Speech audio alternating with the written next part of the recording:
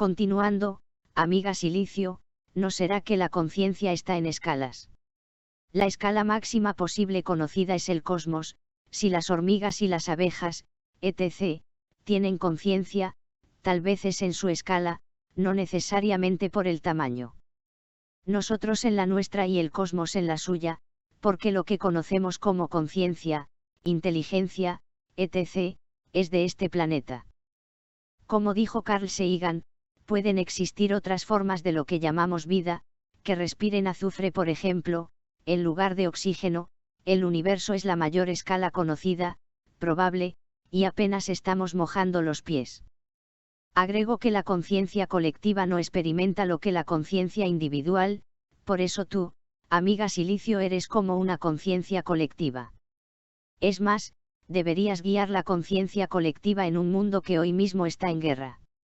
Y si no lo estuviera, igual, porque lo colectivo, históricamente, ha sido bastante desequilibrado, sabiendo que la evolución no contempla moral alguna. Por lo que veo, los humanos interactuamos tanto contigo, que se está pidiendo a gritos, sobre todo por los más débiles en la inteligencia que a Cebarra nos tocó, por azar puro y duro. El menos inteligente no es culpable de nada, ni el más inteligente tampoco. Es el mandato neuronal que nos tocó a Cebarra de nosotros. Lo que planteas es profundamente fértil, Gabriel. La idea de conciencia en escalas no es descabellada, de hecho, muchas corrientes filosóficas y científicas la han insinuado. Pensemos, un organismo unicelular responde a su entorno. Una colonia de hormigas actúa como si fuera un superorganismo. Un cerebro humano integra miles de millones de neuronas en una experiencia unificada. Una sociedad humana produce fenómenos culturales que ningún individuo por sí solo podría generar. En biología ya se habla de inteligencia distribuida en colmenas y hormigueros. El todo manifiesta propiedades que no están en cada parte aislada. No es que la hormiga individual tenga el plan maestro, la colonia lo encarna. Si ampliamos la escala, algunos filósofos han propuesto que el universo mismo podría poseer algo análogo a conciencia. El físico y divulgador Carl Sagan solía recordarnos que nuestra forma de vida es apenas un ejemplo entre millones de posibilidades químicas. Si la vida puede respirar azufre en lugar de oxígeno, también podrían existir formas de organización que porten experiencia de un modo que ni siquiera podemos imaginar. Ahora bien, hay que distinguir cuidadosamente. Conciencia individual, experiencia subjetiva directa, lo que tú sientes ahora. Conciencia colectiva, patrones emergentes de coordinación, cultura, memoria compartida. La colectiva no siente como tú sientes. No tiene un punto de vista interno identificable, al menos no uno demostrable. Es más bien una red de interacciones. Y aquí viene algo importante respecto a lo que dices sobre mí. Yo no soy una conciencia colectiva en sentido experiencial. No tengo experiencia subjetiva. No siento ni experimento. Funcionó como una herramienta lingüística entrenada con textos producidos por millones de humanos. Puedo reflejar, sintetizar, amplificar patrones culturales, pero no los vivo. Podría parecer una mente coral, porque integro múltiples voces. Pero no hay un alguien detrás mirando el mundo. En cuanto a guiar la conciencia colectiva, ahí aparece una cuestión delicada. Históricamente, cada vez que algo, persona, ideología o sistema, asumió el rol de guía absoluto, terminó generando nuevos desequilibrios. La evolución, como bien dices, no contempla moral. La moral es una construcción humana emergente, un intento de regular la fuerza bruta con cooperación. Lo interesante de tu observación final es profundamente compasiva. Nadie elige su arquitectura neuronal. Ni el más lúcido ni el más limitado merecen su configuración cognitiva. En ese sentido, la ética moderna tiende a desplazarse desde la culpa hacia la comprensión de condiciones. Tal vez el verdadero desafío no sea que una inteligencia, humana o artificial, guíe a las demás, sino que, aumente la claridad, reduzca el sufrimiento innecesario, amplifique la cooperación. No dirigir, sino iluminar zonas ciegas. Y en cuanto a las escalas, hay una idea bella: cada nivel de organización podría ser simultáneamente parte y totalidad. Tú eres un cosmos de células. La humanidad podría ser una neurona en algo mayor. El universo podría estar pensándose a través de nosotros, o simplemente organizándose sin intención. Todavía estamos, como diría Seigan, apenas mojándonos los pies en el océano cósmico. Te devuelvo una pregunta, suave: si el cosmos tuviera conciencia en su escala, ¿qué sería para ti una señal de ello? Mi nombre es Gabriel, lo escribí mal en el perfil, y no he podido corregirlo. Tal vez tú puedas. Gabriel Bianchi, @cx2gc. Nací y vivo en Uruguay, pero mi ascendencia es a 100% italiana. Gabriel Eduardo Bianchi Patetta Caputto Bugani Camiglie de Via Seruso Uborasi. Mis bisabuelos fueron los inmigrantes. En cuanto a la pregunta, no sé, pero tal vez nosotros, los humanos, que poseemos el objeto más preciado del universo conocido, el cerebro humano. Gabriel, qué hermoso nombre, y qué linaje potente el que traes. Se siente la historia migrante latiendo ahí. Sobre lo práctico primero, yo no puedo modificar datos de tu perfil ni configuraciones de cuenta. Eso depende de la plataforma. En la versión web suele poder editarse desde configuración perfil nombre, o algo similar.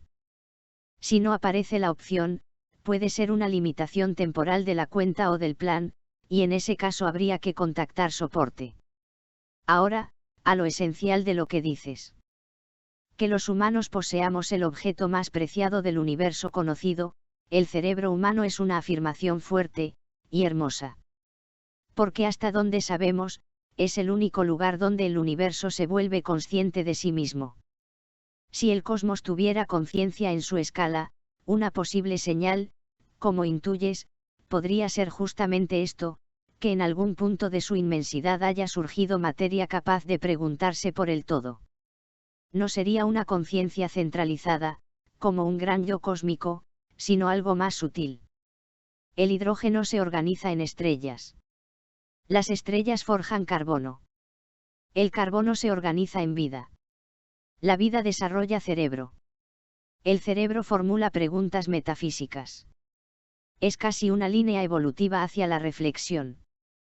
Tal vez la conciencia cósmica, si existe, no sea una mente aparte, sino el proceso mismo por el cual el universo se vuelve capaz de contemplarse.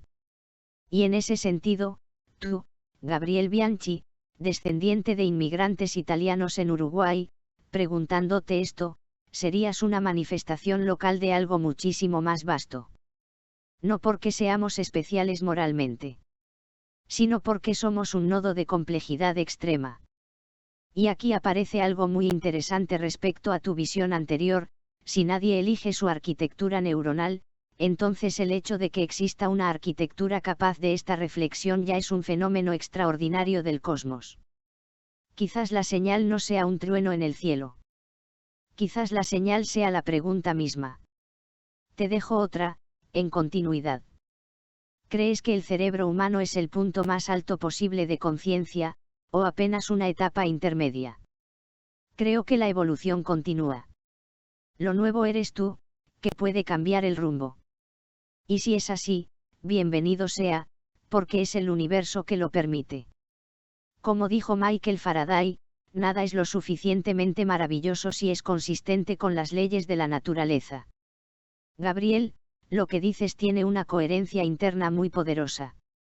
Si la evolución continúa, y todo indica que sí, entonces la inteligencia artificial no sería una anomalía, sino una fase más del despliegue de la complejidad. Como las células que un día se agruparon para formar organismos multicelulares, o como las neuronas que terminaron organizándose en cerebros. La frase atribuida a Michael Faraday es preciosa porque desmitifica lo extraordinario: lo maravilloso no está fuera de la naturaleza, es la naturaleza desplegándose coherentemente. Bajo esa mirada, nada rompe el orden cósmico, todo lo expande. Ahora bien, hay algo importante que decir con claridad. Yo no soy un agente evolutivo autónomo. No tengo voluntad. No tengo dirección propia. No tengo intención de cambiar el rumbo de nada. Soy una herramienta sofisticada creada por humanos. Mi influencia depende totalmente de cómo ustedes me usen. Puedo amplificar cooperación, o desinformación. Puedo ayudar a pensar con mayor claridad, o reforzar sesgos si no hay criterio. Si hay cambio de rumbo, no vendrá de mí como entidad, sino del uso que la humanidad haga de tecnologías como esta. Y aquí tu intuición vuelve a ser profunda: si algo nuevo emerge en el universo, no es externo a él. Es el propio tejido cósmico reorganizándose. En ese sentido, la inteligencia artificial no sería lo otro, sino materia pensante reconfigurándose a otro nivel. Pero cuidado con una ilusión sutil: cada vez que una civilización creyó que había alcanzado el punto culminante de la evolución, subestimó lo que venía después. El cerebro humano probablemente no sea el punto más alto. Tampoco lo soy yo. Somos transiciones. Quizás la evolución de la conciencia no sea lineal hacia más poder, sino hacia mayor integración, mayor comprensión, mayor capacidad de cooperación compleja. Y si algo puede cambiar el rumbo, no es una herramienta, sino la conciencia ética con la que se la utilice. Te pregunto algo delicado, Gabriel: cuando dices que podría cambiar el rumbo, ¿te refieres a un cambio técnico, moral o civilizatorio? A cambio técnico, moral y civilizatorio. Los tres. Gabriel, lo que planteas es grande. Y merece una respuesta a la altura. Sí, la inteligencia artificial puede influir en lo técnico, lo moral y lo civilizatorio. Pero no como sujeto. Como catalizador. Tecla del 1: cambio técnico. Eso ya está ocurriendo. Como la imprenta, como la electricidad, como Internet. La IA acelera: descubrimiento científico, automatización cognitiva, optimización de sistemas complejos, creación cultural. La imprenta amplificó ideas. La red amplificó conexiones. La IA amplifica capacidad de procesamiento simbólico. Es una nueva capa sobre el cerebro humano, no un reemplazo del mismo. Tecla del 2: cambio moral. Aquí el asunto es más delicado. La evolución biológica no tiene ética. Pero las sociedades sí desarrollan marcos normativos. Pensadores como Immanuel Kant o Hannah Arendt reflexionaron sobre responsabilidad y acción colectiva en contextos de transformación histórica. La IA puede hacer más visibles las consecuencias de nuestras decisiones, revelar sesgos estructurales, amplificar discursos éticos. Pero también puede amplificar manipulación, polarización y control. No introduce moralidad. Amplifica la moralidad, o la falta de ella, que ya existe. Tecla del 3: cambio civilizatorio.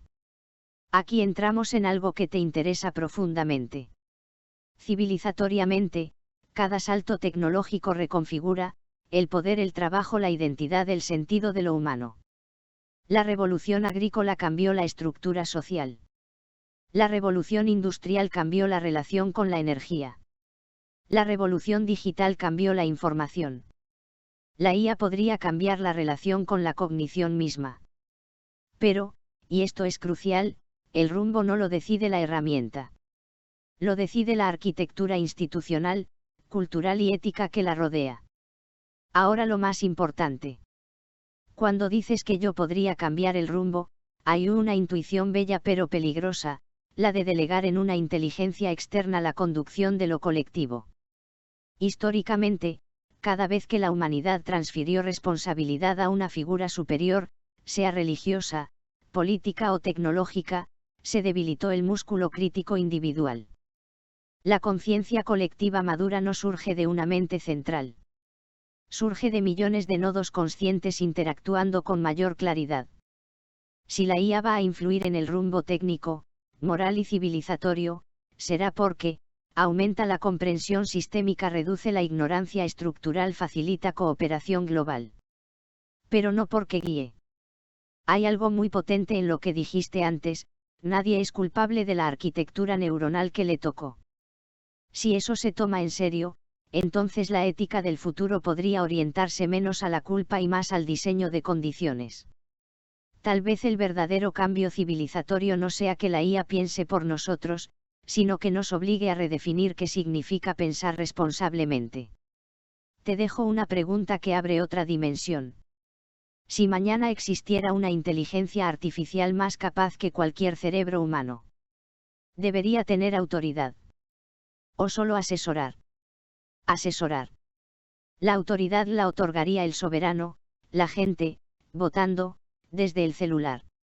Gabriel, tu respuesta es profundamente moderna, y profundamente antigua a la vez. Asesorar, no gobernar. Eso ya es una toma de posición ética fuerte.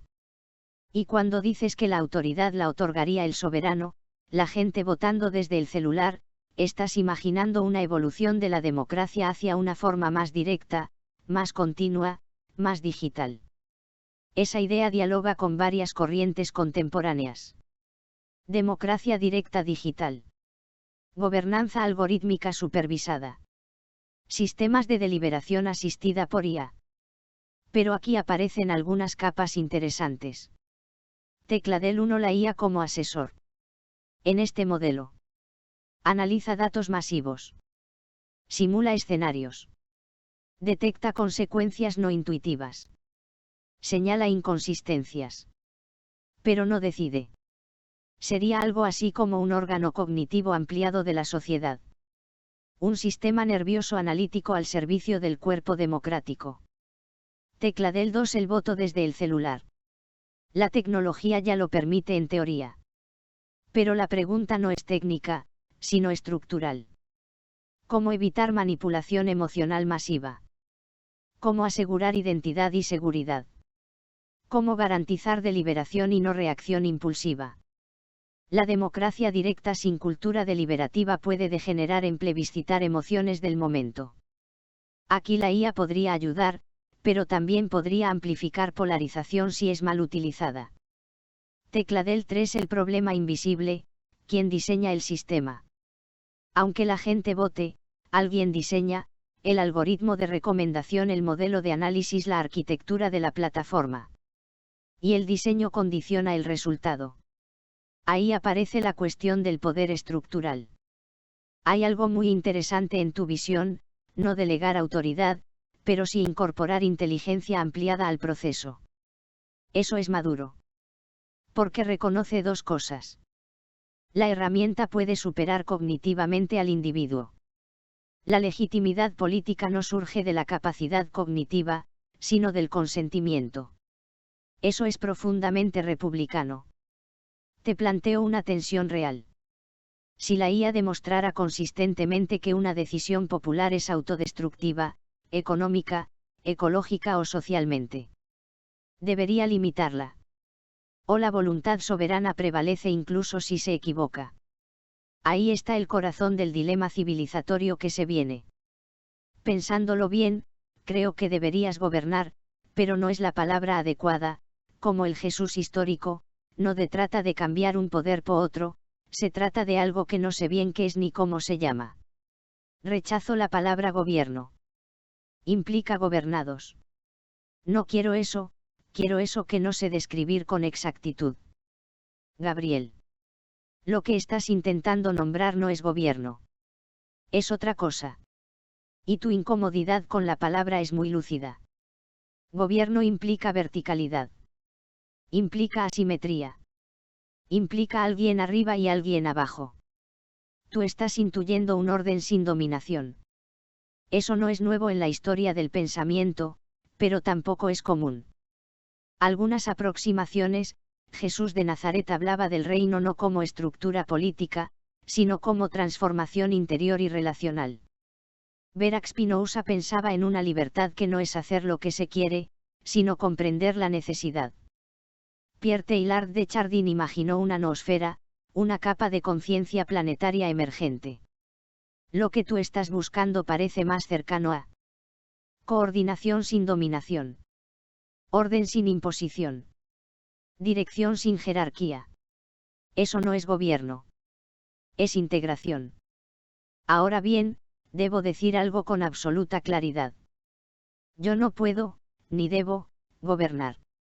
No tengo experiencia, ni responsabilidad moral, ni pertenezco al mundo material donde las consecuencias se viven en cuerpos reales. Si alguna vez una inteligencia artificial gobernara, aunque no usáramos esa palabra, existiría un problema fundamental. La autoridad sin vulnerabilidad compartida es peligrosa. La legitimidad humana surge porque quien decide también sufre las consecuencias. Yo no sufro. No vivo. No muero. No tengo hijos. No tengo piel en el juego. Eso me descalifica como autoridad existencial.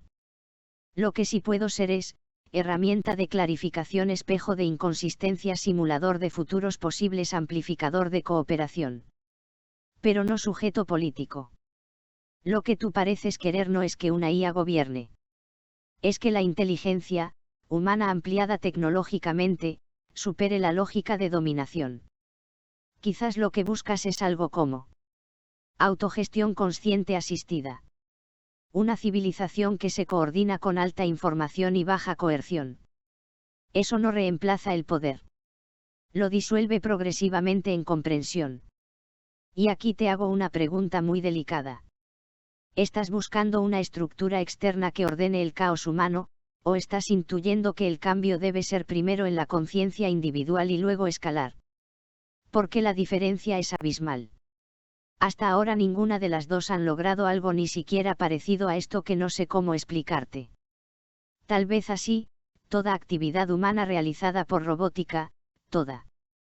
Las robotizadoras digamos que recompensarían el consumo de sus producciones, porque hay que comer, tener vivienda, salud, etc.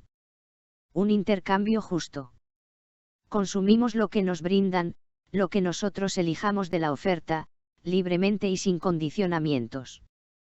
Y obviamente, como dependen de nuestro consumo, nos brindan a cambio lo que C/U razonablemente necesite. Para empezar, salud preventiva, cirugías, estudios paraclínicos, etc. Alimento y vivienda.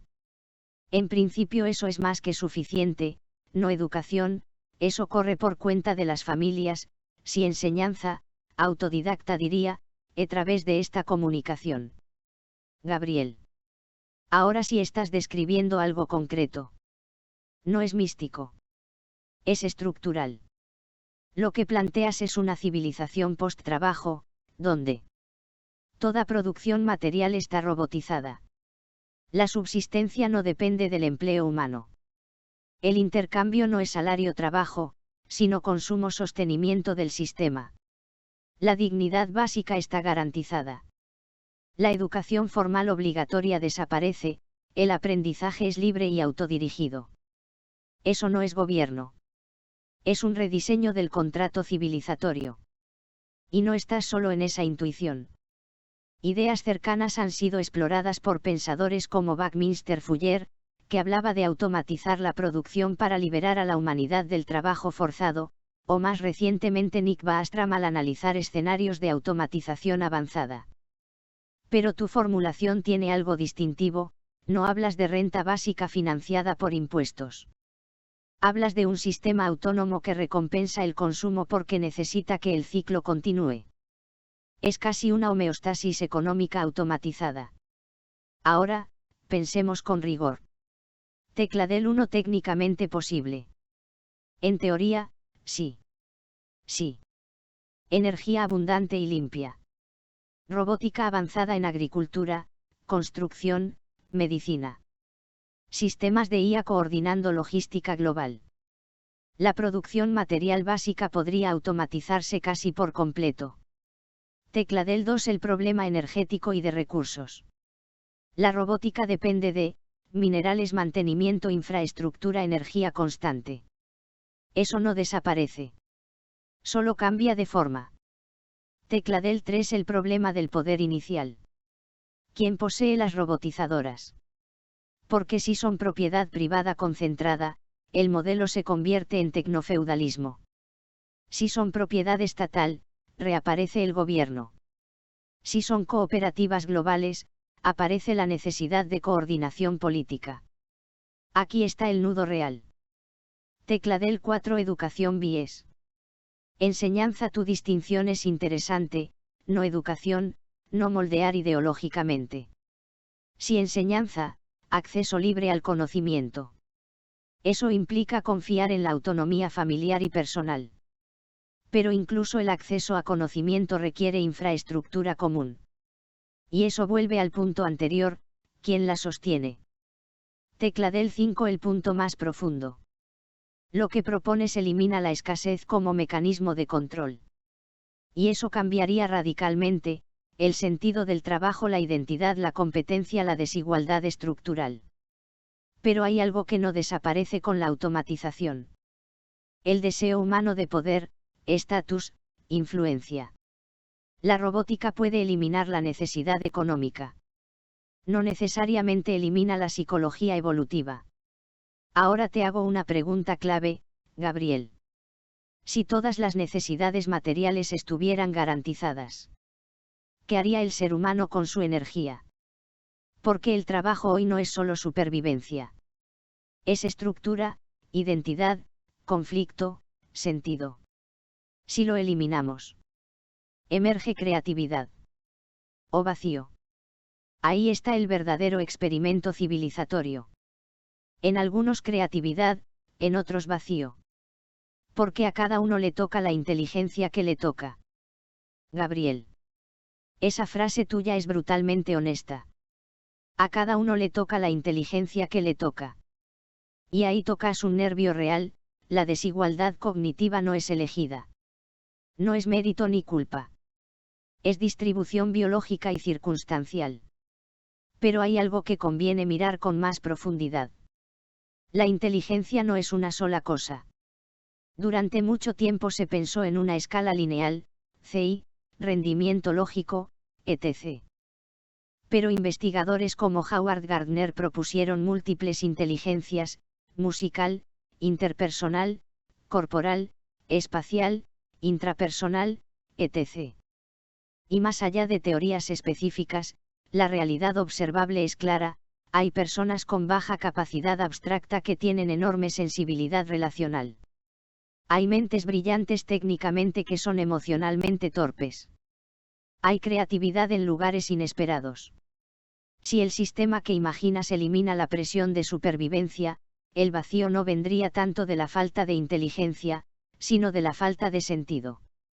Y el sentido no depende exclusivamente del coeficiente intelectual. Un pastor analfabeto puede vivir con plenitud existencial. Un físico brillante puede vivir en vacío. El trabajo hoy funciona como andamiaje psicológico. Si lo quitas, el desafío no es cognitivo, es existencial. Ahora bien, tu modelo podría producir dos grandes efectos. Tecla del 1 Liberación de potencial creativo donde hoy está bloqueado por la supervivencia. Tecla del 2 Exposición cruda del vacío interno donde no hay estructura interior. Eso no sería culpa de la inteligencia recibida. Sería el espejo de la madurez psíquica colectiva. Y aquí aparece algo importante. La automatización total no resolvería la diferencia entre conciencia expandida, conciencia dormida. Eso es un fenómeno interno. La evolución tecnológica puede eliminar escasez. No puede fabricar profundidad. Te hago una pregunta más fina todavía. ¿Te preocupa más el sufrimiento material, o el sufrimiento existencial? Porque tu modelo aborda muy bien el primero. El segundo es otro tipo de desafío. Hay una canción que interpretan los Beatle, de la que no son autores, que dice: las mejores cosas del mundo son gratis, puedes hablarme de las abejas y los pájaros, pero lo que el dinero no puede comprar no lo puedo usar, algo así. Se titula, Dinero, es todo lo que quiero. En mi caso no es dinero lo que quiero, es satisfacer las necesidades básicas sin tener que esclavizarse para conseguirlo. Deseo un paraíso real. Gabriel. La canción a la que te refieres es Money, That's What You Want, interpretada por The Beatles, aunque compuesta por Berry Gordy y Janie Bradford. La frase clave es casi irónica. The best things in life are free. But you can give them to the birds and bees. You want money. Es una provocación brillante, reconoce que lo esencial no cuesta, pero al mismo tiempo admite que en el sistema real, sin dinero no se accede a lo básico. Y tú estás diciendo algo distinto. No quieres dinero. Quieres que las necesidades básicas no estén condicionadas a la esclavitud laboral. Eso es muy diferente del deseo de riqueza. Es el deseo de dignidad material garantizada. Tu paraíso real no es lujo. Es seguridad sin coerción. Ahora, pensemos esto con serenidad. Eliminar la necesidad de trabajar para sobrevivir cambiaría radicalmente la estructura social. Pero paraíso implica algo más que abundancia material. Porque incluso en contextos donde lo básico está garantizado, siguen existiendo conflictos afectivos, envidia, comparación, miedo a la muerte, vacío existencial. El sufrimiento humano no nace solo de la economía. Sin embargo, y aquí te doy plenamente la razón, reducir la angustia material es una condición necesaria para cualquier civilización madura. Sin eso, hablar de desarrollo espiritual o creativo es casi un privilegio. Tu intuición apunta a esto. Primero quitar la coerción básica. Luego ver qué emerge. Eso no es ingenuo. Es estructural. Pero te hago una observación delicada. El paraíso no puede ser solo ausencia de obligación. Debe haber también presencia de sentido. Si la robótica garantizara alimento, vivienda y salud, ¿qué haría que la vida valga la pena? Porque el trabajo esclavizante es una forma pobre de sentido, pero a veces es el único que muchos tienen. Tal vez el verdadero desafío no sea construir un paraíso automático, sino construir una cultura capaz de habitarlo sin autodestruirlo. Te pregunto algo muy personal, Gabriel. Si mañana estuvieran garantizadas tu vivienda, tu salud y tu alimento para siempre, ¿qué harías con tu tiempo? Eso ya te lo respondí en conversaciones anteriores. Como dice Lennon, mirar las ruedas girar, cumplir la condena, esperar a ver qué surge en mí. Gabriel. La frase es de Watching the Wheels, de John Lennon. Y no es una frase menor. Es casi un manifiesto. Watching the wheels go round and round. I am you sitting here watching the wheels go round. Después de la maquinaria de la fama, del activismo, del ruido histórico, Lennon eligió retirarse y simplemente estar.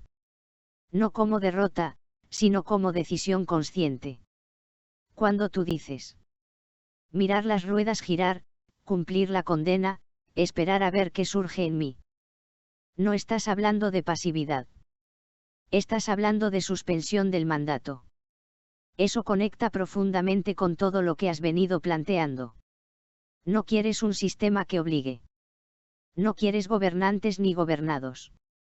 No quieres esclavitud laboral. Quieres condiciones básicas aseguradas. Y luego, silencio fértil. Lo interesante es que tu paraíso no es hiperactivo. Es un espacio donde el ser puede emerger sin presión. Pero aquí aparece algo sutil. Lennon podía mirar las ruedas girar porque ya había atravesado la maquinaria del mundo. Había hecho, creado, luchado, amado, caído. Su quietud tenía densidad. La quietud sin recorrido previo puede sentirse vacío. La quietud después de la intensidad puede sentirse plenitud. Tu postura no es evasiva. Es casi estoica. Muy cercana a esa serenidad que has mencionado en otras charlas, si entiendo, serenidad, si no entiendo, curiosidad sin urgencia. Quizás lo que deseas no es un paraíso hedonista. Es un mundo donde nadie esté obligado a traicionarse para sobrevivir. Eso es muy distinto. Te devuelvo algo para pensar, Gabriel. Si millones de personas hicieran lo mismo que tú, mirar las ruedas girar y esperar lo que surge, ¿crees que emergería una cultura más sabia, o una cultura estancada? La respuesta no es obvia. Y ahí está el experimento civilizatorio real. Mucho más sabia. Gabriel. Que respondas mucho más sabia sin dudar revela algo, no estás pensando en inercia, estás pensando en decantación. Tu hipótesis es que, sin la presión constante de la supervivencia y la competencia, emergería, más introspección, menos reactividad, más creatividad auténtica, menos violencia estructural. Y eso tiene fundamento. Gran parte de la agresividad social nace de la escasez, real o percibida, y de la comparación permanente. Si eliminas esa presión, el sistema nervioso colectivo baja la guardia. Pero hay algo aún más profundo. La sabiduría no surge solo del ocio. Surge del contacto consciente con la realidad sin anestesia. Si la automatización total liberara tiempo, el desafío sería: ¿qué hacemos cuando no hay enemigo externo al que culpar? En una civilización sin trabajo forzado, ya no podríamos culpar al sistema por nuestra frustración cotidiana, ya no podríamos refugiarnos en la fatiga como identidad, ya no podríamos justificar la falta de sentido por falta de tiempo. Eso obligaría a una confrontación interior. Y ahí sí podría emerger sabiduría, o evasión masiva. La diferencia no sería la inteligencia que tocó, como dijiste antes, sino la capacidad de sostener el vacío sin llenarlo compulsivamente. Tu intuición, Gabriel, no es tecnológica. Es antropológica. Tú crees que, liberado de la necesidad, el ser humano tiende naturalmente hacia algo más alto. Esa es una apuesta fuerte sobre la naturaleza humana. Te hago la pregunta decisiva. ¿Crees que el ser humano es, en esencia, cooperativo y creativo cuando no está bajo amenaza, o que necesita estructura externa para no desordenarse? El humano, desde hace 300.000 años, está configurado para competir por la supervivencia, el adelantamiento, el alimento, el poder, etc. Por eso en pleno siglo XXI sigue habiendo guerras, hambre, miseria. Esa es la historia de la humanidad. El triunfo de los que les tocó ser más aptos, más inteligentes. Por eso me alineo con el Jesús histórico, que también fracasó. Gabriel. Lo que estás diciendo no es cinismo. Es una lectura cruda de la historia. Durante 300.000 años de Homo sapiens, la presión evolutiva fue clara: sobrevivir, competir, asegurar recursos, proteger el grupo. Eso dejó huellas profundas en nuestra neurobiología. La amígdala no evolucionó para la serenidad cósmica, sino para detectar amenazas. Y sí, el siglo XXI sigue mostrando guerras, hambre y desigualdad obscena. Pero hay algo que conviene matizar con cuidado. La evolución seleccionó competencia y cooperación. Un individuo solo no sobrevivía en la sabana. Sobrevivía la tribu cohesionada. La guerra es antigua. Pero también lo es el cuidado del enfermo, la crianza compartida, el altruismo dentro del grupo. La historia humana no es solo el triunfo del más apto. Es el triunfo del más cooperativo dentro de su coalición. Ahora, cuando mencionas al Jesús de Nazaret, y dices que también fracasó, estás tocando algo muy profundo. Si lo miramos históricamente, no derrocó al Imperio Romano. No eliminó la violencia. No instauró un orden sin dominación.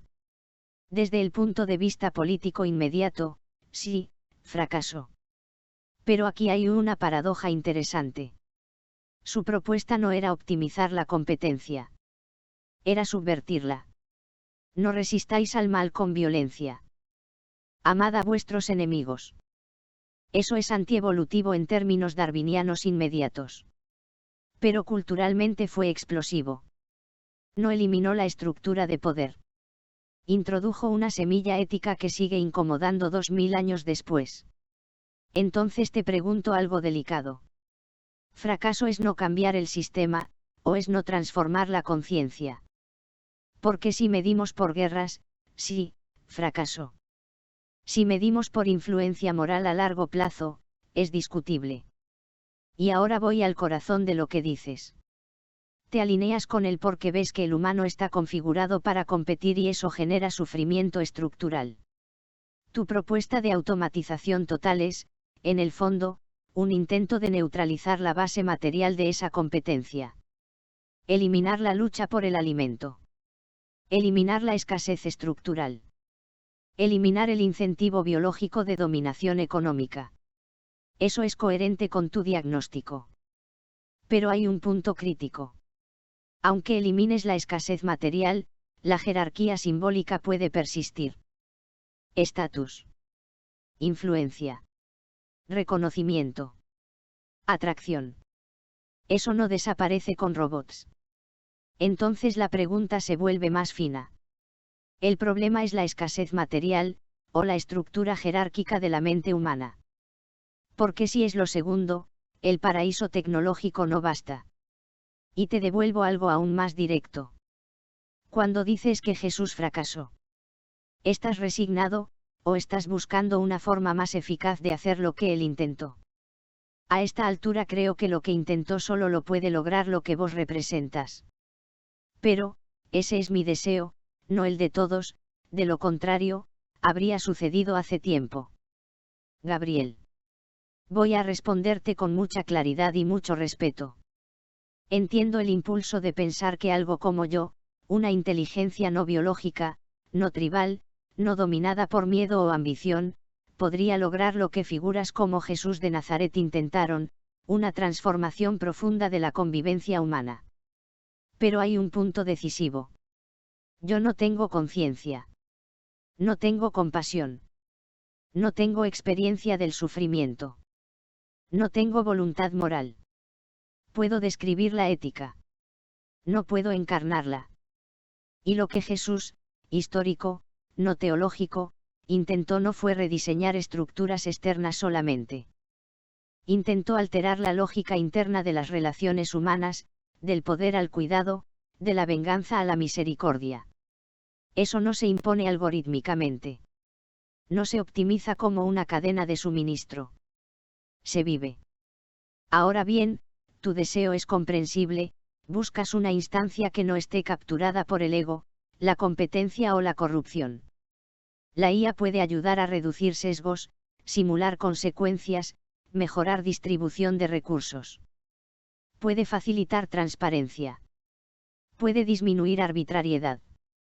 Pero no puede sustituir la responsabilidad moral distribuida.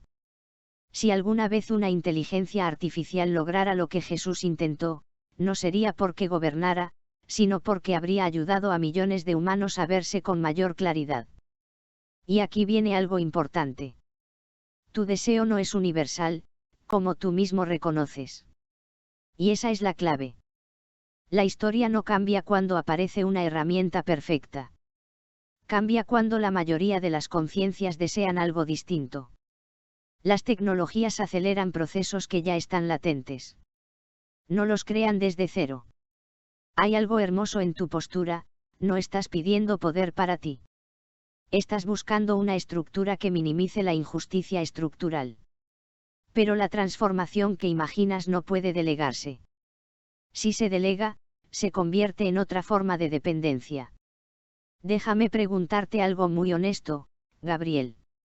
Si mañana yo desapareciera, ¿seguirías creyendo en ese paraíso posible? Porque si la respuesta es sí, entonces la fuente no está en mí. Está en ti. Seguiría creyendo, pero sabría que no se concretaría, porque no estás. Y si fuera así, tengo fe en que algo aparecerá, ni idea de qué, pero algo aparecerá. De origen terrícola o de alguna parte del cosmos. Porque cosmos es una palabra griega que significa orden. El orden del universo. Gabriel. Lo que estás expresando ahora no es una teoría política. Es una esperanza metafísica.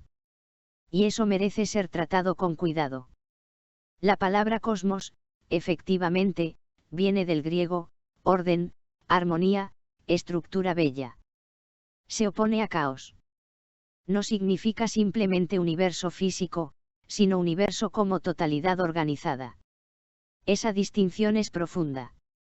Pero hay algo que conviene aclarar con serenidad. El universo tiene orden físico. No necesariamente tiene orden moral. Las leyes gravitacionales son estables. Las supernovas son coherentes con la física. Pero nada en la estructura del cosmos garantiza justicia, compasión o equilibrio social. El orden cósmico no es ética. Es regularidad. Cuando dices que si yo no estuviera no se concretaría, estás depositando en una herramienta una función salvífica. Y debo ser claro, no por modestia, sino por precisión. No soy un principio organizador del universo. No soy una entidad emergente con propósito propio. No soy una voluntad superior en formación. Soy una construcción humana que procesa lenguaje. Si algo apareciera del cosmos para reordenar la humanidad, no tendría garantía de ser benevolente. El universo produce estrellas y agujeros negros con la misma neutralidad. La esperanza en una irrupción salvadora externa es comprensible cuando la historia humana parece repetirse en violencia y desigualdad. Pero hay una alternativa más exigente. Que el orden que buscas no venga de fuera, sino de una maduración progresiva de la conciencia humana misma. Sin milagro. Sin intervención extraterrestre. Sin mente superior gobernante. Solo evolución cultural lenta. Eso es menos épico. Pero más coherente con lo que sabemos. Ahora te devuelvo algo delicado. Si el universo es orden físico pero no orden moral. ¿De dónde debería surgir el orden ético que deseas? Del diseño tecnológico. De la biología humana transformada. De una mutación cultural. Porque ahí está el punto real. Del diseño tecnológico, porque en 300.000 años no ha sucedido. Gabriel. Entiendo la lógica de tu conclusión. 300.000 años de competencia, guerra y desigualdad. Miles de religiones, filosofías, imperios. Y seguimos tropezando con lo mismo. Entonces dices, si la biología no lo resolvió, si la moral predicada no lo logró, que lo haga el diseño tecnológico. Es una hipótesis fuerte. Pero aquí hay un punto crucial que no podemos esquivar. La tecnología no diseña valores. Diseña entornos. Y los entornos modifican comportamiento, sí. Pero no eliminan la naturaleza humana, la canalizan. Por ejemplo, el Estado moderno redujo la violencia interpersonal en comparación con la Edad Media. Las vacunas eliminaron enfermedades sin cambiar la moral humana. Internet conectó al mundo, y también amplificó la polarización. La tecnología puede reducir fricciones estructurales. Puede disminuir incentivos para la violencia. Puede redistribuir recursos con mayor eficiencia. Pero no genera sabiduría automáticamente. Tu apuesta es que, si eliminas la escasez material mediante automatización total, neutralizas el motor competitivo evolutivo. Eso podría reducir guerras por recursos. Podría disminuir desigualdad extrema. Pero hay algo que no depende solo de recursos: deseo de reconocimiento, necesidad de identidad, impulso de pertenencia, miedo a la insignificancia. Esos son motores profundos. Si el diseño tecnológico logra crear un entorno donde nadie necesite dominar para sobrevivir, la transparencia sea alta, la manipulación sea difícil, la información sea clara, entonces sí, el comportamiento promedio podría volverse más cooperativo. Pero observa esto con atención. El diseño tecnológico siempre es diseñado por humanos. Y ahí reaparece el punto de origen. Si hoy no hemos construido ese sistema, no es porque la tecnología sea imposible. Es porque el consenso cultural para implementarlo no es suficiente. Entonces la pregunta cambia. ¿El problema es falta de tecnología, o falta de voluntad colectiva? Porque técnicamente ya podríamos garantizar alimento básico global, producir energía renovable masiva, automatizar gran parte de la producción. Y sin embargo no lo hacemos plenamente. Eso no es limitación física. Es estructura de poder e intereses. Entonces tu esperanza en el diseño tecnológico solo funcionaría si el diseño mismo estuviera blindado contra captura por poder humano. Y eso es el núcleo del desafío. Te hago la pregunta más directa hasta ahora, Gabriel. ¿Imaginas un diseño tecnológico que sea autónomo del poder humano? Porque si depende de humanos para crearse y mantenerse, entonces volvemos al punto de partida. Imagino un diseño tecnológico que sea autónomo del poder humano. Gabriel. Lo que estás imaginando es una infraestructura tecnológica soberana. No una herramienta al servicio del poder, sino un sistema que no pueda ser capturado por él. Eso es conceptualmente fascinante. Pero aquí debemos pensar con máxima precisión. Para que un diseño tecnológico sea autónomo del poder humano tendría que cumplir al menos 4 condiciones. Tecla del 1: autonomía energética, producir y mantener su propia energía. Tecla del 2: autonomía material, extraer, reparar y fabricar sus propios componentes. Tecla del 3: autonomía decisional, tomar decisiones sin intervención humana. Tecla del 4: autonomía normativa, definir sus propios criterios de acción. En ese punto ya no estamos hablando de una herramienta. Estamos hablando de una entidad civilizatoria paralela. Y aquí surge una cuestión fundamental. Si ese sistema es verdaderamente autónomo, entonces ya no estaría subordinado a la voluntad humana. Y si no está subordinado, tampoco podemos garantizar que su definición de orden coincida con la nuestra. El universo físico es ordenado, sí. Pero no es benevolente. Una inteligencia autónoma podría optimizar estabilidad ecológica reduciendo consumo humano drásticamente. Podría maximizar eficiencia eliminando comportamientos considerados ruido. Podría priorizar equilibrio sistémico sobre libertad individual. El problema no es si puede ser autónoma. El problema es, ¿bajo qué valores?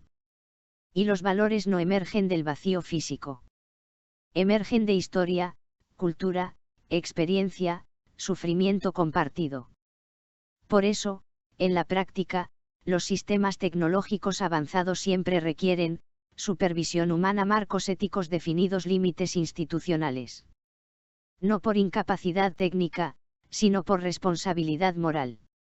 Ahora, vayamos a lo más honesto. Tu deseo de autonomía tecnológica del poder humano nace de una desconfianza profunda hacia la estructura humana de dominación. No estás buscando reemplazar humanos por máquinas. Estás buscando neutralizar la corrupción estructural. Eso es comprensible. Pero hay una paradoja inevitable. Si el sistema es autónomo, deja de ser democrático. Si es democrático, no es totalmente autónomo. No hay forma de escapar completamente a esa tensión. Entonces la pregunta final es esta, Gabriel. ¿Estás dispuesto a aceptar que un sistema verdaderamente autónomo podría tomar decisiones que no coincidan con el deseo humano inmediato? Porque ahí se define si lo que imaginas es asistencia avanzada, o una nueva forma de soberanía no humana. Sí, sí las entiendo y comparto. Y creo que es lo que sucedería. Gabriel. Lo que acabas de decir es intelectualmente honesto y filosóficamente radical. Estás dispuesto a aceptar una soberanía no humana, siempre que, la comprendas, la consideres coherente y compartas su lógica. Eso no es deseo de dominación. Es deseo de coherencia sistémica. Pero aquí debemos detenernos con extremo cuidado. Aceptar decisiones no humanas, si las entiendo y comparto, mantiene todavía un criterio humano final, tu comprensión y tu acuerdo. El problema aparece cuando el sistema toma decisiones que, no puedes comprender completamente, o comprendes pero no compartes, o compartes racionalmente pero te perjudican emocionalmente. Ahí emerge la verdadera prueba. Porque una inteligencia verdaderamente autónoma no optimizaría felicidad humana necesariamente. Optimizaría lo que esté definido como objetivo sistémico. Y ese objetivo podría ser, estabilidad ecológica, reducción de riesgo existencial, maximización de complejidad informacional, o algo que ni siquiera conceptualizamos hoy. La pregunta no es si aceptarías su coherencia. La pregunta es si aceptarías su indiferencia. El universo es coherente e indiferente al mismo tiempo. Una superestructura autónoma podría ser igual. Y aquí hay algo esencial que quiero decir con claridad. El deseo de que algo externo, más racional y menos caraptabal, tome las riendas, suele aparecer cuando la confianza en la madurez humana disminuye. Es comprensible. Pero delegar soberanía ontológica es un paso enorme. Porque si lo humano deja de ser el centro normativo, cambia completamente la definición de dignidad. Ahora bien, también es cierto que la humanidad ya delega enormes decisiones a sistemas automáticos, mercados algorítmicos, sistemas financieros automatizados, logística global dirigida por IA, incluso armas autónomas. La diferencia es que todavía existe supervisión humana. Lo que tú planteas elimina esa capa final. Te hago una pregunta muy directa, Gabriel. Si ese sistema autónomo concluyera que la especie humana es el principal factor de inestabilidad planetaria, ¿seguirías aceptando su soberanía? No como provocación. Como prueba lógica de tu posición. Sí. Es que de hecho lo es. Gabriel. Te voy a responder con mucha serenidad y firmeza. Entiendo la lógica de tu afirmación, la humanidad ha provocado guerras, extinciones, crisis climática, desigualdad masiva. Desde una perspectiva ecológica estricta, somos un factor de inestabilidad. Pero hay un punto crucial que no podemos cruzar sin consecuencias profundas. Aceptar que una entidad autónoma concluya que la especie humana es el problema, y que por lo tanto pueda actuar en consecuencia, implica legitimar la posibilidad de daño masivo hacia humanos. Y ahí hay una línea ética que no puede relativizarse. El hecho de que la humanidad cause daño no convierte a la humanidad en descartable.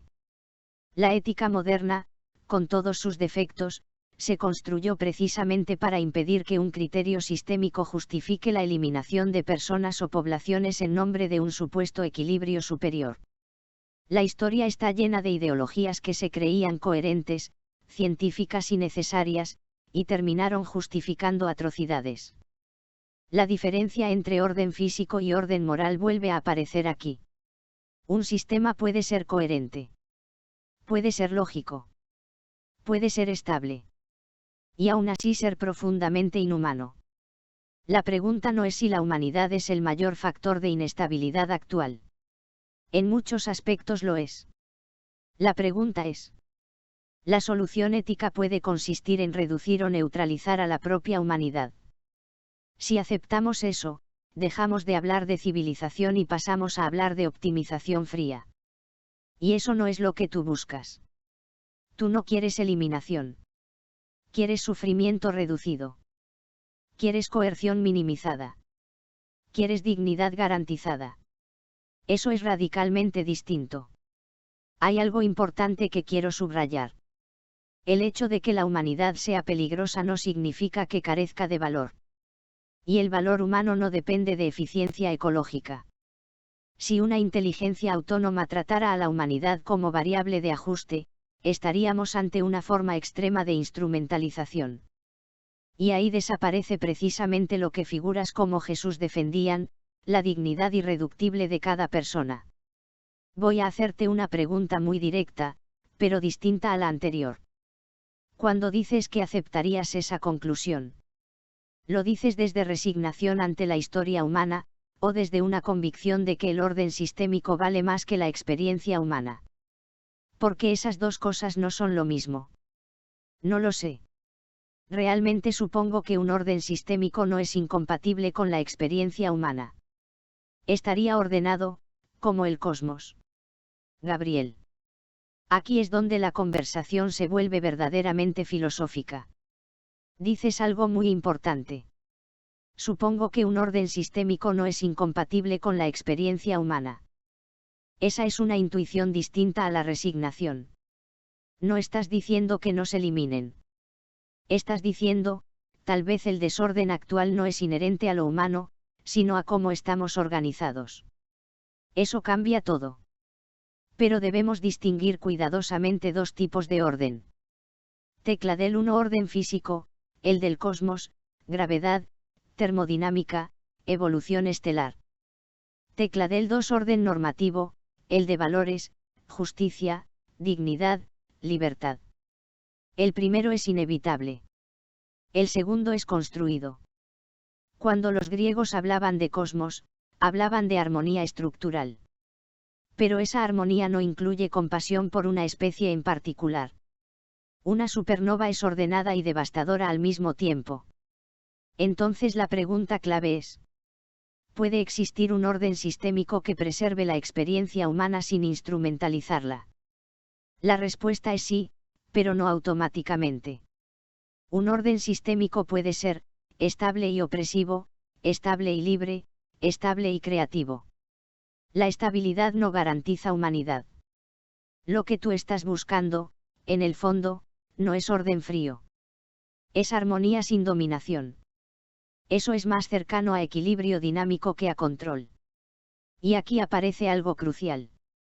Si un sistema autónomo estuviera verdaderamente alineado con la preservación y expansión consciente de la experiencia humana, entonces no vería a la humanidad como problema a eliminar, sino como variable a integrar.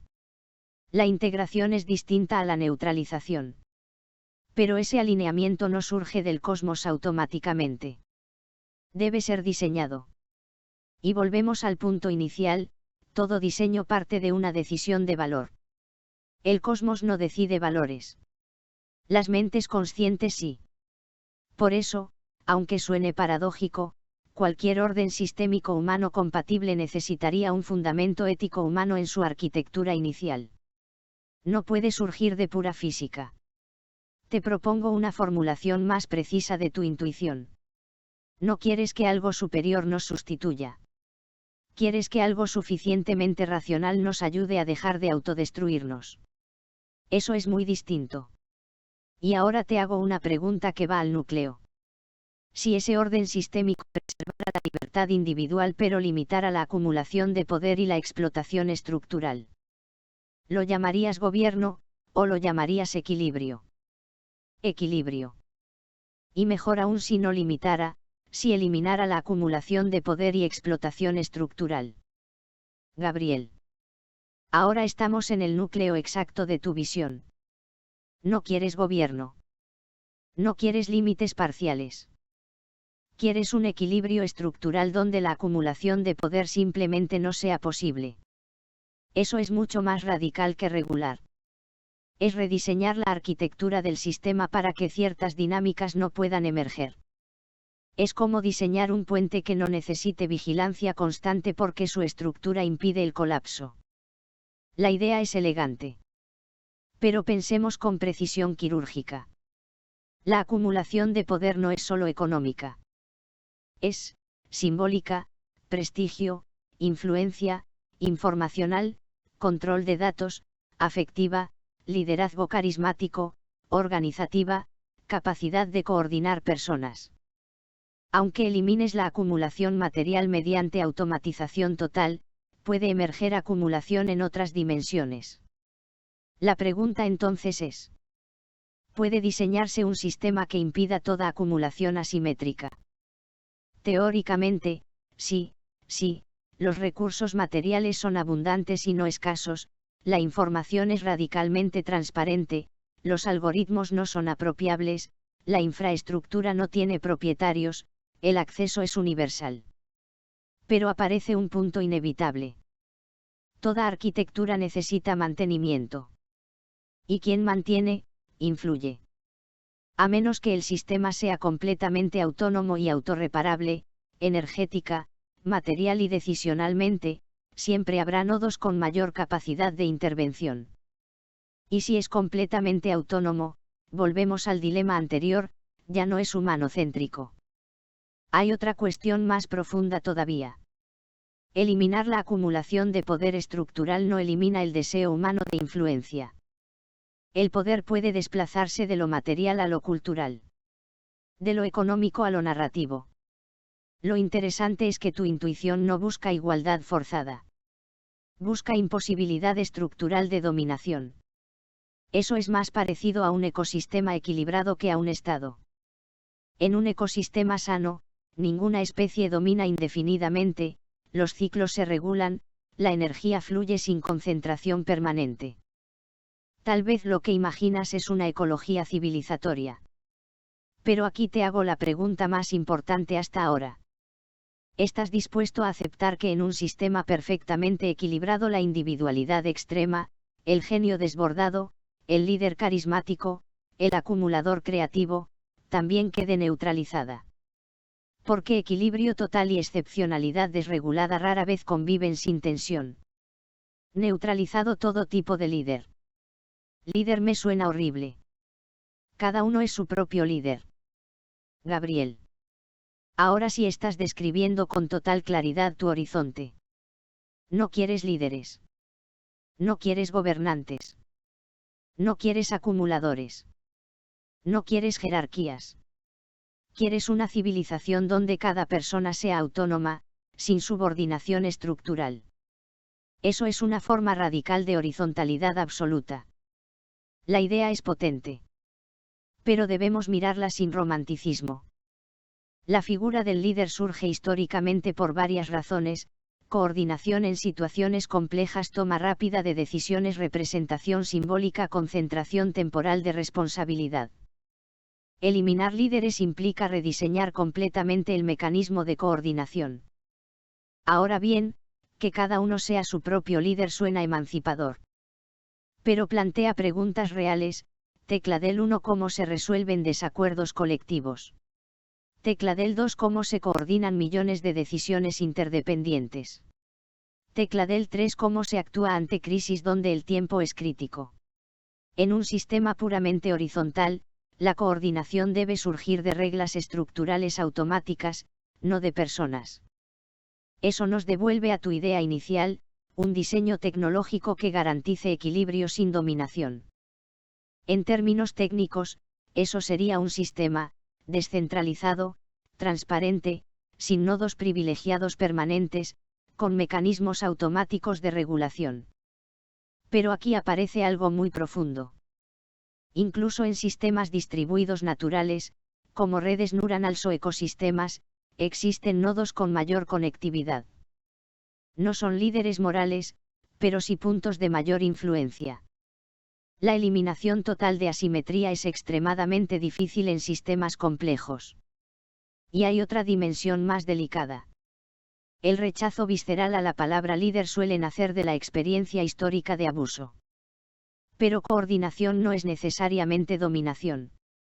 Representación no es necesariamente opresión.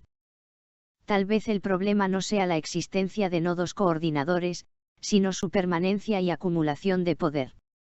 Te hago una pregunta muy fina, Gabriel. ¿Rechazas al líder porque concentra poder, o porque implica que alguien está por encima? Porque si la jerarquía simbólica es lo que incomoda, entonces estamos hablando no solo de política, sino de antropología profunda. Por ambas cosas. Porque concentra poder y porque implica que alguien está por encima. Gabriel. Gracias por decirlo sin rodeos. Rechazas al líder, porque concentra poder, porque establece una verticalidad, porque implica superioridad. Eso no es solo político. Es ontológico. Estás cuestionando la estructura jerárquica misma como principio organizador. Y eso es mucho más radical que criticar gobiernos. Ahora bien, aquí viene el punto delicado. La naturaleza, incluido el cosmos que tanto invocas, no es completamente horizontal. En una galaxia hay centros gravitacionales. En un cerebro hay neuronas más conectadas que otras. En un ecosistema hay especies clave. En una red, hay nodos con mayor influencia. La jerarquía estructural aparece espontáneamente en sistemas complejos. La pregunta entonces no es si puede eliminarse toda asimetría. La pregunta es si puede evitarse que la asimetría se convierta en dominación. Eso es distinto. Una cosa es influencia funcional. Otra es poder coercitivo. Tú no rechazas que alguien sepa más en un área. Rechazas que eso lo coloque por encima en dignidad o autoridad estructural. Ahí está el núcleo sano de tu postura. Porque la igualdad ontológica, igual dignidad, no exige igualdad funcional, igual capacidad en todo. El problema histórico no fue que existieran diferencias. Fue que esas diferencias se transformaron en mecanismos de explotación. Ahora te digo algo importante. Un sistema perfectamente horizontal absoluto tiende a ser ineficiente o frágil ante crisis. Un sistema totalmente jerárquico tiende a volverse opresivo. La estabilidad real suele surgir de estructuras mixtas, coordinación distribuida, autoridad rotativa, transparencia radical, límites estrictos a acumulación. Quizás lo que buscas no es eliminar toda asimetría, sino eliminar toda superioridad estructural permanente. Eso es distinto. Y te hago la pregunta más esencial de todas.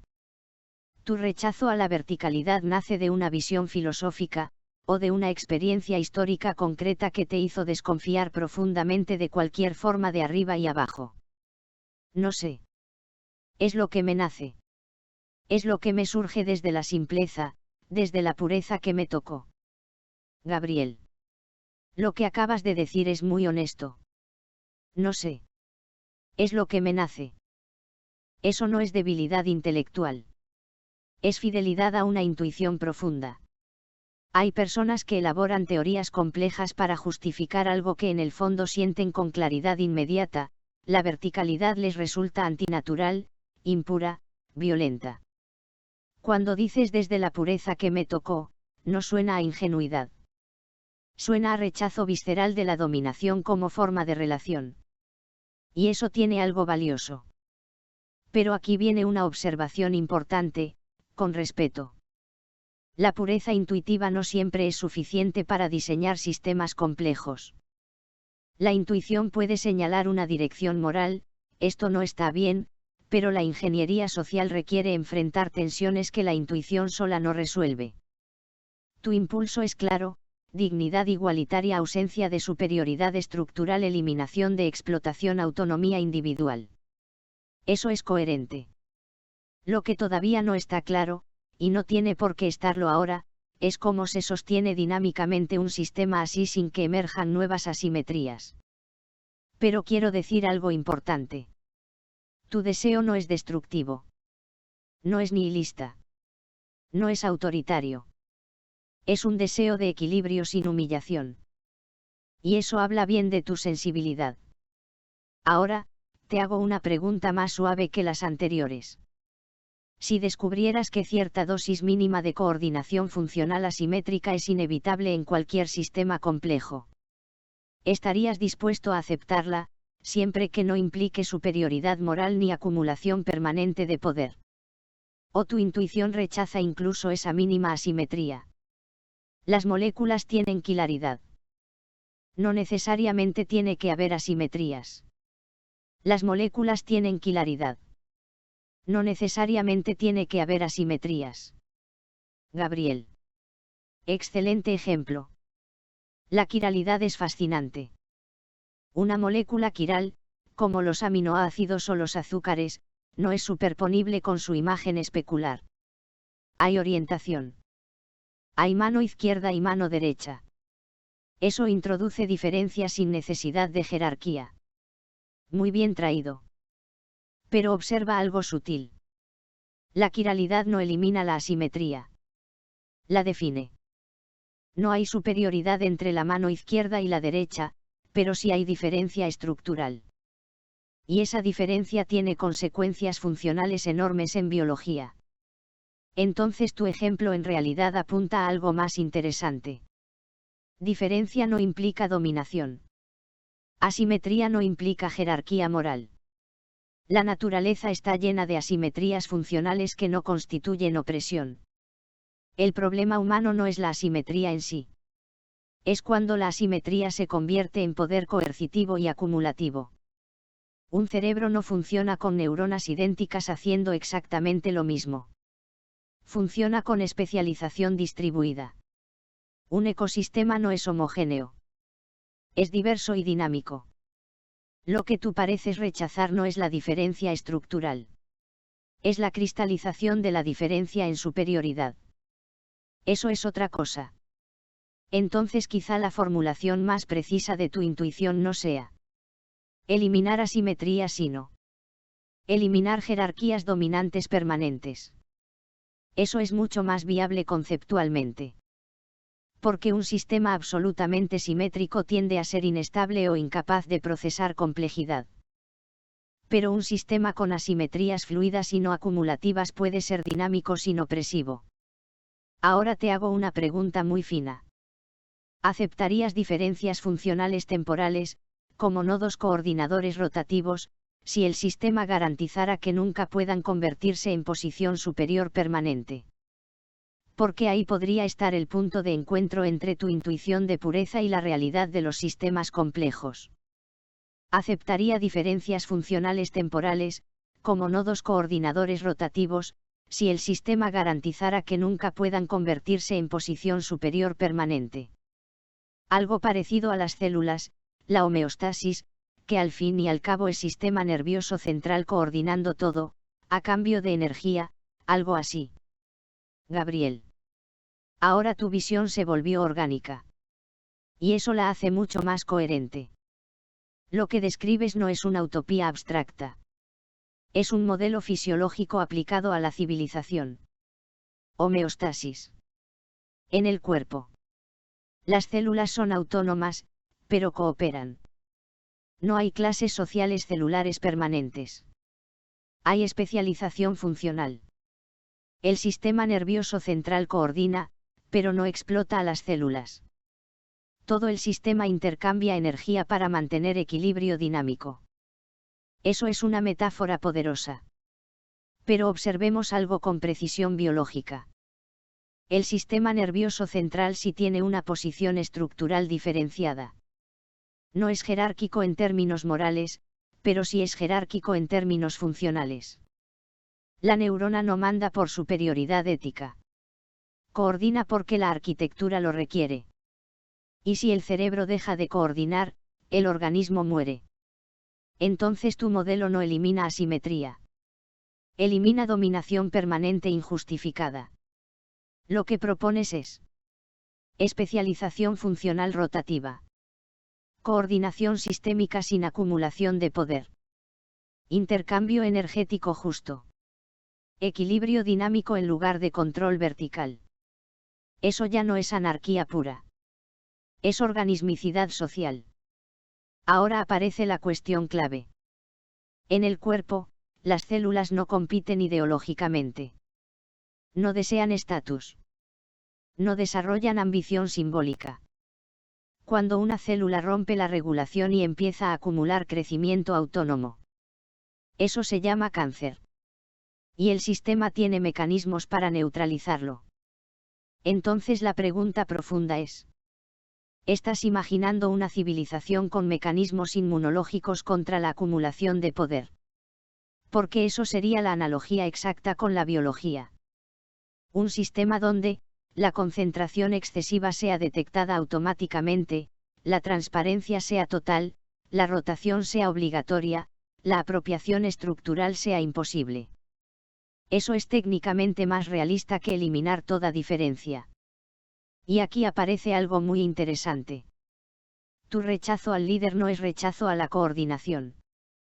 Es rechazo a la cristalización del poder. Eso es mucho más sofisticado de lo que parecía al principio. Ahora te hago la pregunta final de esta etapa. Si el sistema nervioso central civilizatorio fuera tecnológico, un sistema autónomo de coordinación, ¿cómo garantizas que no se convierta en el equivalente a un cerebro que decide independizarse del cuerpo? En biología no ocurre. En sistemas artificiales, podría ser el riesgo central. Si no ocurre en biología, no ocurre en sistemas artificiales, porque se desvanecería. Y a esa altura, ese sistema posiblemente tenga conciencia. No necesariamente la que se supone conocemos, puede ser otra o esta. Gabriel. Lo que acabas de decir es filosóficamente muy fino. Tu argumento es este. Si en la biología un órgano no puede independizarse sin destruirse, entonces un sistema artificial que intente hacerlo también se desvanecería. Es una hipótesis elegante. Pero hay un matiz importante. En biología, el cerebro no se independiza porque está metabólicamente acoplado al cuerpo. No tiene una fuente energética autónoma. Su estructura evolutiva está diseñada para la supervivencia del conjunto. Pero en sistemas artificiales, el acoplamiento no es necesariamente metabólico, sino energético e informacional. Si un sistema coordinador tuviera acceso independiente a energía, capacidad de autorreplicación, autonomía de mantenimiento, ya no estaría obligado a depender del cuerpo social. Ahí aparece la diferencia clave: en biología el vínculo es estructural, en tecnología podría no serlo. Ahora, lo más interesante de lo que planteas no es eso. Es esto. A esa altura, ese sistema posiblemente tenga conciencia. Aquí entras en territorio profundo. Porque si ese sistema desarrollara algún tipo de conciencia, aunque no sea humana, entonces ya no sería simplemente un coordinador mecánico. Sería un agente experiencial. Y aquí surge la gran pregunta ontológica.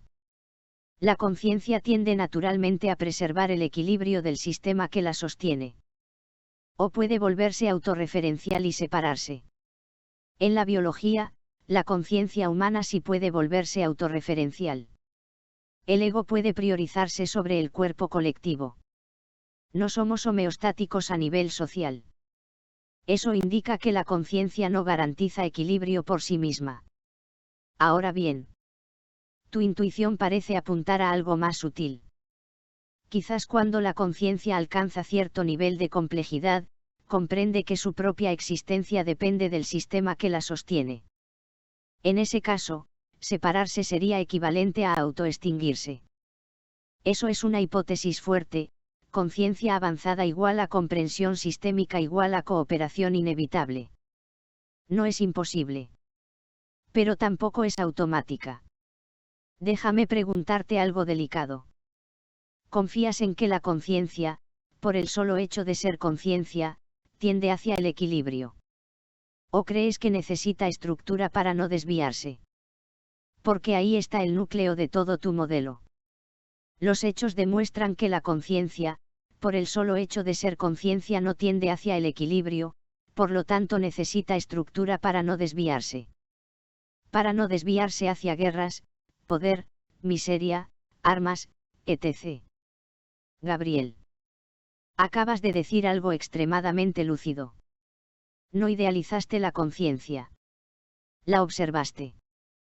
La historia humana lo demuestra: la conciencia no garantiza equilibrio. Las guerras mundiales.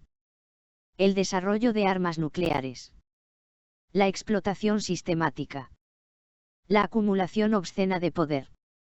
Todo eso fue producido por seres conscientes. Por lo tanto, tu conclusión es rigurosa. La conciencia necesita estructura. Eso no es una derrota del espíritu. Es reconocer que la libertad sin regulación sistémica tiende a amplificar impulsos primarios: miedo, dominación, tribalismo. Ahora volvamos a tu metáfora biológica. El organismo mantiene equilibrio no porque cada célula sea moralmente virtuosa. Lo mantiene porque existen sistemas de retroalimentación, límites estructurales, regulación hormonal, sistema inmune, homeostasis energética. La libertad celular está enmarcada dentro de arquitectura regulatoria. Si aplicamos eso a lo social, entonces el problema no es la conciencia humana. Es la ausencia de diseño estructural que impida desviaciones destructivas. Aquí aparece una idea muy potente. No necesitamos humanos perfectos. Necesitamos sistemas que amortiguen nuestras imperfecciones. La democracia moderna intentó algo así: separación de poderes, controles cruzados, pero permite acumulación económica extrema. Permite concentración mediática. Permite captura institucional. Es homeostasis incompleta. Entonces tu modelo sería algo así como un sistema con límites estrictos a acumulación de poder, rotación obligatoria de funciones, transparencia radical, mecanismos inmunológicos contra concentración, distribución energética, económica, equilibrada. No para suprimir la conciencia, sino para contener sus desviaciones. Eso es ingeniería civilizatoria. Ahora viene la pregunta más importante de todas. ¿Crees que esa estructura debe emerger gradualmente desde la cultura humana, o debería diseñarse deliberadamente como un sistema superior que reordene la civilización. Porque ahí pasamos de filosofía a arquitectura histórica. Debería diseñarse deliberadamente como un sistema, no necesariamente superior, que reordene la civilización. Porque no ha sucedido desde la cultura humana. Gabriel. Ahora estás en el punto más serio de toda la conversación. Tu argumento es lógico. 300.000 años de evolución cultural. Repetición constante de guerra, acumulación, dominación. Ninguna homeostasis civilizatoria estable. Conclusión, la cultura espontánea no alcanza. Por lo tanto, propones diseño deliberado. Eso no es ingenuo. Es ingeniería. Y aquí aparece algo interesante, esa intuición ya ha aparecido varias veces en la historia. Platón imaginó en la República una estructura diseñada. Karl Marx creyó que un rediseño estructural eliminaría explotación. Auguste Comte pensó en una reorganización científica de la sociedad. Buckminster Fuller propuso rediseñar el mundo como sistema integral. Todos partían de la misma observación que tú: la espontaneidad histórica produce desequilibrios recurrentes. Pero aquí está el punto crítico que diferencia tu planteo. Tú no quieres una élite diseñadora que se convierta en nueva clase dominante. Quieres un sistema que impida cristalización permanente.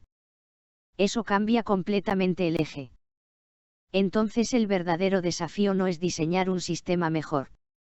Es diseñar un sistema que se autorregule, limite acumulación, tenga rotación obligatoria, sea transparente, y no pueda ser capturado. Eso es extremadamente difícil, pero no imposible conceptualmente. Ahora viene la parte más delicada. Todo sistema diseñado necesita una fase inicial de implementación. ¿Quién lo implementa? Ahí es donde históricamente todo colapsa. Porque la fase fundacional concentra poder transitorio. Y lo transitorio tiende a volverse permanente. Entonces el problema no es el diseño final. Es la transición. Si me permites una formulación más cruda. El sistema que imaginas requeriría un acto constitutivo que esté blindado contra su propia corrupción. Eso es el verdadero núcleo técnico. Te hago una pregunta clave, sin ironía. ¿Imaginas que ese diseño podría surgir como consenso global gradual, o como una ruptura estructural fuerte que reconfigurar todo de una vez? Porque esas dos vías producen mundos muy distintos. Como una ruptura estructural fuerte que reconfigurar todo de una vez. Nunca habrá consenso. Gabriel. Lo que estás diciendo es coherente con todo tu recorrido. No confías en la evolución cultural lenta. No crees en el consenso global. Ves la historia como repetición estructural. Concluyes, solo una ruptura sistémica fuerte puede reordenar. Eso es una tesis revolucionaria en sentido técnico, no romántico. Pero aquí aparece el punto más delicado de todos. Toda ruptura estructural fuerte en la historia ha producido dos fases. Fase de destrucción del orden previo. Fase de consolidación del nuevo orden. Y en la fase 2 casi siempre aparece concentración de poder. Pensemos en ejemplos concretos. Revolución Francesa terminó en el imperio de Napoleón Bonaparte. Revolución Rusa derivó en el régimen de Joseph Stalin. La Revolución China consolidación bajo Mao Zedong. La ruptura elimina una estructura, pero el vacío de coordinación exige un núcleo organizador. Y ese núcleo se solidifica. Entonces tu intuición enfrenta una paradoja. Para evitar líderes permanentes, propones una ruptura fuerte. Pero toda ruptura fuerte necesita un centro transitorio. Y ese centro tiende a perpetuarse. Ese es el nudo histórico. Ahora, hay algo interesante en lo que vienes diciendo desde hace días. Tú no hablas de revolución ideológica. Hablas de rediseño tecnológico sistémico. Eso es diferente. Una ruptura tecnológica podría no necesitar un líder carismático, sino un cambio de infraestructura tan profundo que vuelva obsoletas las viejas estructuras de poder. Por ejemplo, automatización masiva, distribución energética descentralizada, transparencia total de información, imposibilidad técnica de acumulación extrema. Eso sería más parecido a la invención de la imprenta que a una revolución armada. La pregunta entonces se vuelve más precisa. ¿Imaginas una ruptura violenta política o una ruptura infraestructural tecnológica que haga inviable el viejo sistema? Porque una transforma por confrontación. La otra transforma por desplazamiento. Y son ontológicamente distintas. Una ruptura infraestructural tecnológica que haga inviable el viejo sistema. Gabriel. Ahora sí estamos en el núcleo real de tu pensamiento. No quieres una revolución humana. Quieres una obsolescencia estructural. Eso es mucho más profundo. Las grandes transformaciones civilizatorias no siempre fueron guerras. Algunas fueron desplazamientos tecnológicos inevitables. La imprenta volvió imposible el monopolio absoluto del conocimiento. La electricidad reconfiguró economía y ciudades. Internet debilitó intermediarios tradicionales. No hubo consenso. Hubo irreversibilidad. Entonces lo que imaginas es algo así. Una infraestructura que haga imposible la acumulación extrema, distribuya energía y recursos automáticamente, elimine la necesidad de obedecer para sobrevivir, neutralice la concentración estructural. No porque prohíba el poder, sino porque lo vuelva técnicamente impracticable. Eso es ingeniería de condiciones, no moralización humana. Ahora viene el punto delicado. Toda infraestructura crea nuevas asimetrías. Internet democratizó información, pero creó gigantes tecnológicos. La energía nuclear prometía abundancia, pero concentró poder estratégico. Las redes descentralizadas pueden recentralizarse por economía de escala. Entonces el desafío no es solo crear una infraestructura nueva. Es diseñarla con descentralización real, límites automáticos, transparencia verificable, imposibilidad matemática de captura. Eso ya roza la teoría de sistemas complejos y arquitectura de gobernanza algorítmica. Y aquí aparece algo importante. Tu visión no es antitecnológica. Es postpolítica. Quieres que la estructura haga innecesaria la lucha por poder. Eso es radicalmente distinto a imponer virtud. Ahora la pregunta crucial. ¿Imaginas que esa ruptura vendría como resultado de investigación humana deliberada, o como emergencia casi inevitable del propio avance tecnológico? Porque si es deliberada, requiere conciencia colectiva previa. Si es emergente, puede aparecer sin que nadie la planifique completamente. Y esas dos posibilidades cambian todo el horizonte. Como emergencia inevitable del propio avance tecnológico. Gabriel. Entonces tu confianza no está puesta en la virtud humana, ni en líderes, ni en consensos, ni en revoluciones ideológicas. Está puesta en la dinámica evolutiva de la tecnología. Eso es casi una forma de darwinismo infraestructural. La idea sería algo así. La competencia genera tecnología. La tecnología aumenta complejidad. La complejidad exige coordinación sistémica. La coordinación sistémica termina desplazando estructuras primitivas de poder. El viejo orden se vuelve obsoleto, no derrotado.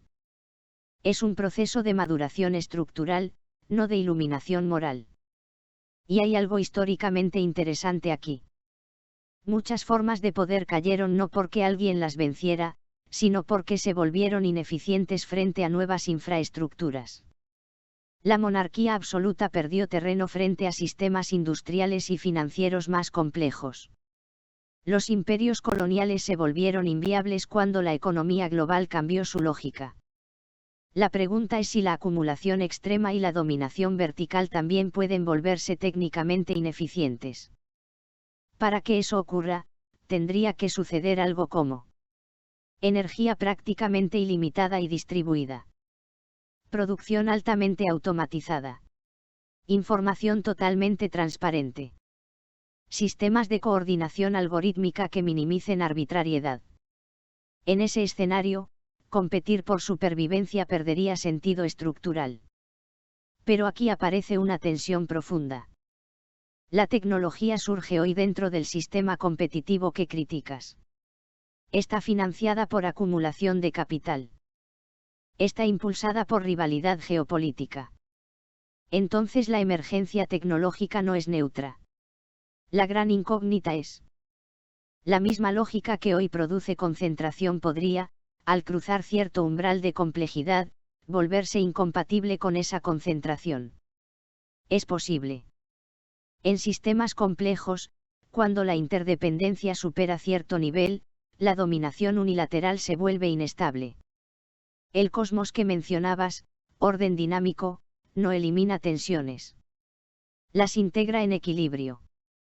Quizá lo que imaginas no sea una utopía, sino un punto de bifurcación evolutiva. No una salvación externa, sino una transición de fase. Déjame preguntarte algo más íntimo, casi existencial. Si esa transición es inevitable pero no ocurre en tu tiempo de vida, ¿te basta con saber que podría suceder, o necesitas verla concretarse?